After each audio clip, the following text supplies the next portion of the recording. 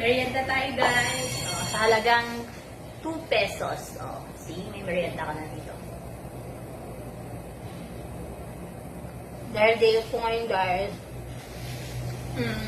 Sabi ko, pupunta ako sa anak ko. Hindi ako natuloy kasi malakas yung ulan.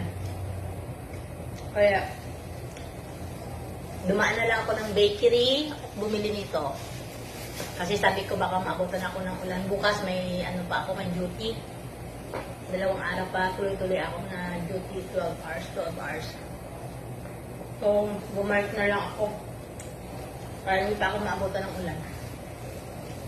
Bumili ako nito sa, dumaan ako sa bakery.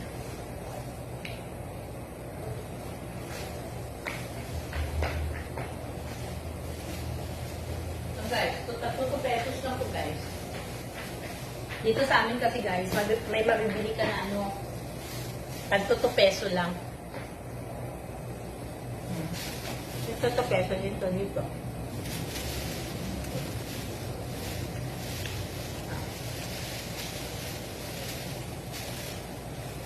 Ito 2 peso dito.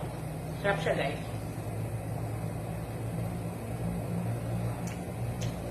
Dito na ako ng tambay kasi ano ka.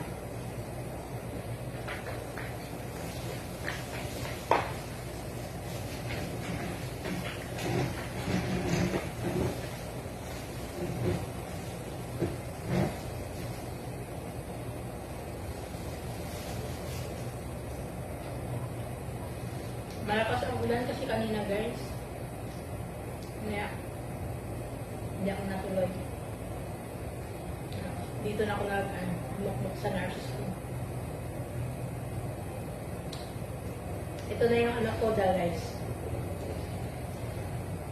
Ito na yung pananghalian ko guys. Ito.